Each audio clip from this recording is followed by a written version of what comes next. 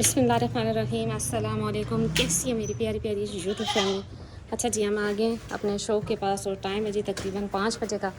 और जी आज ज़रा धूप में आ गए हम जल्दी।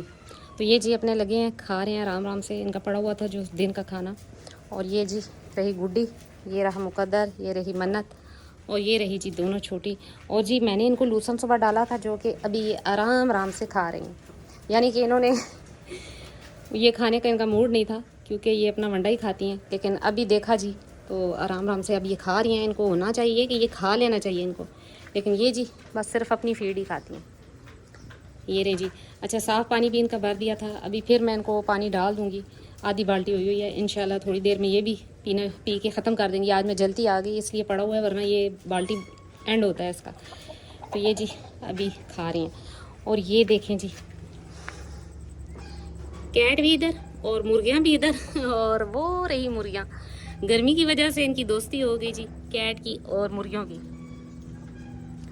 क्योंकि बाहर गर्मी है। तो इन्होंने इसी में आफियत समझी कि जी चले दोस्ती कर लेते हैं और इकट्ठे बैठ जाते, क्योंकि टैंकी के नीचे जगह है जी ठंडी, इस वजह से। अभी सफाई भी नहीं की क्योंकि वहाँ पर धूप है।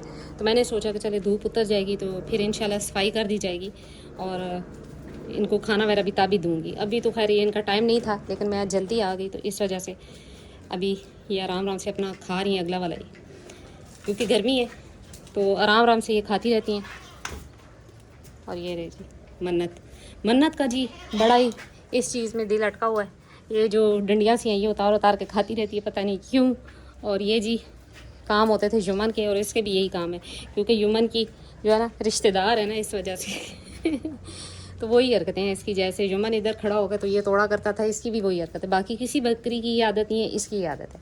और ये पहुंच भी जाती है इस वजह से। तो जी अभी असर की अजान होगी और इनको मैंने खाना शाना डाल दिया। और क्योंकि अभी इनका टाइम शुरू हो गया इस वजह से खाने लग पड़ी, ये देखें। और नीचे भी रख दिया ताकि अगर यहाँ पर ये लड़ाई करती हैं तो वहाँ पर पहुँचे। अच्छा जी, आज की वीडियो एक ख़ास टॉपिक पे। एक सिस्टर है, उनका सवाल था कि जी बकरी का छोटा बच्चा है, उसके पाँव टांगे टेढ़ी होना शुरू हो गई हैं, तो क्या किया जाए, क्या मैं उसको दूध पिलवाना छोड़ दूँ बकरी का। तो मैंने उनसे यही कहा कि दूध ना छुड़वाएं। ये असल में विटामिन डी की कमी से भी हो जाता है, तो आप उसको विटामिन A D3 का इंजेक्शन लगाएं बॉडी वेट के हिसाब से। अगर 10 किलो का बच्चा है तो उसको 2 सीसी दे दें, और अगर 5 किलो का है तो उसको 1 सीसी दे दें। और अगर 24 घंटे में एक दफ़ा लगा दें, यानी कि आज लगाया है तो कल उसी टाइम पे लगा सकते हैं और परसों उसी तरह लगा सकते हैं। इंशाल्लाह हड्डी टेढ़ी होना रुक जाएगी और इंशाल्लाह बच्चे की वीकनेस दूर हो जाएगी और आगे जाके उसकी ग्रोथ भी अच्छी हो जाएगी। और अगर इससे भी ज़्यादा जो है, अगर आपने आसानी है यानी कि इंजेक्शन आप लगा नहीं सकती हैं, तो अल्फ़ा काल डी जो है वो भी बेस्ट है बच्चों के लिए, तो वो आप दे सकती हैं। और इस तरह जो है जानवर की हड्डियाँ टेढ़ी भी नहीं होंगी और आगे जाकर उसकी हेल्थ भी ठीक रहेगी। तो ये एक छोटा सा सवाल था जो कि उन्होंने मुझसे पूछा और वो काफ़ी परेशान थी। फिर मैंने उनको बात ये बताई कि परेशानी की बात नहीं, हो जाता है बाज़ दफ़ा। तो ये प्रेग्नेंट जानवर की भी हो सकती हैं, तो ये प्रेग्नेंट जानवर को भी आप लगा सकते हैं, इसमें कोई इशू नहीं है। ये विटामिन A D3 का इंजेक्शन, तो इसमें कोई इशू नहीं है कि जी उसकी कोई मसला मसाइल बकरी के लिए होगा। तो बच्चों में भी ये चीज़ आ जाती है, बड़े बकरों में भी आ जाती है। तो आप ये विटामिन A D3 का इंजेक्शन लाजमन यूज़ करवाएं अपने जानवर को। उनकी हड्डियाँ टेढ़ी भी नहीं होती। और दूसरा जो होता है ना कि लंगड़ाता है, उसकी हड्डियों में दर्द होता है जानवर की टांगों में, या वो लंगड़ा के चलता है, तो वो भी चीज़ कवर हो जाती है। तो ये देखिए जी मज़े से अपना अपना खा रही हैं। और ये यहाँ पर पहुँच गया और वो वहाँ पर खा रही है। और वो रही जी मुर्गियाँ। अब मुर्गियाँ ठंडी जगह पे खड़ी हैं, बाहर निकल आई।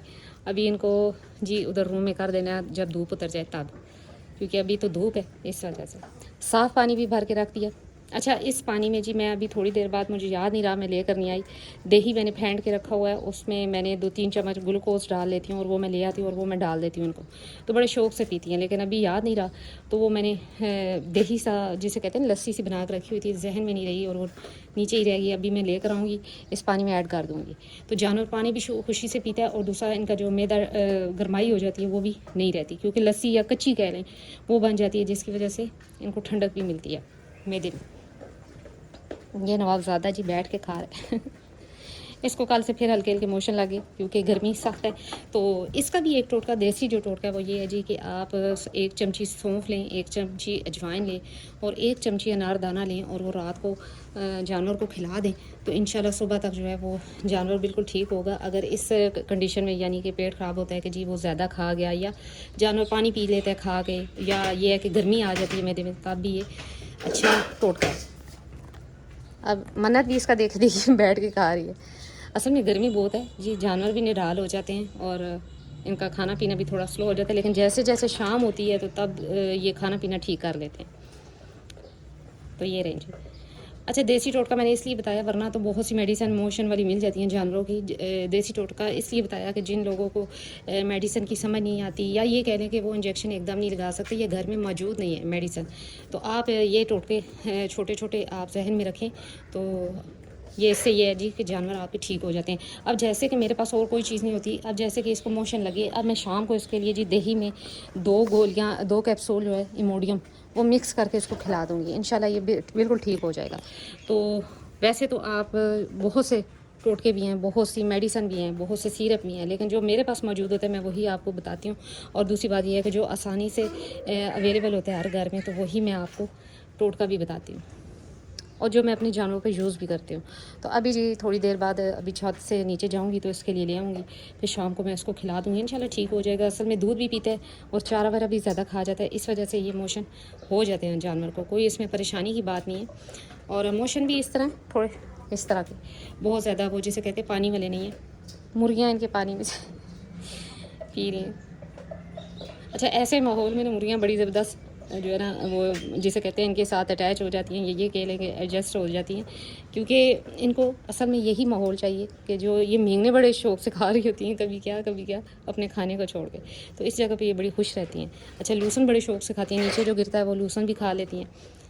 तो ये है कि इनको इनके वनडे में घुसने की ज़रूरत नहीं पड़ती, नीचे काफ़ी ज़्यादा दाने शाने पड़े होते हैं और ये आराम से खा लेती हैं।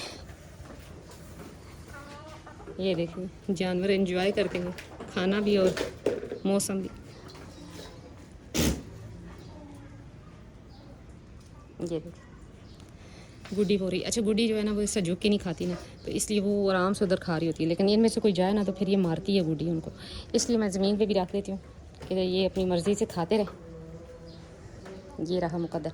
तो जी ये इंशाल्लाह मैं मुकद्दर को भी अल्फ़ा काल डी अभी मंगवा कर पिलाऊँगी।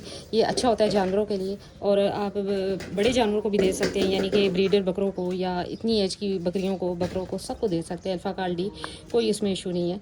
तो इसको मैं लाजमन पिलवाऊँगी क्योंकि ये भी माशाल्लाह अब बड़ा होता जा रहा है, तो इसमें हाइट भी अच्छी कर लेगा।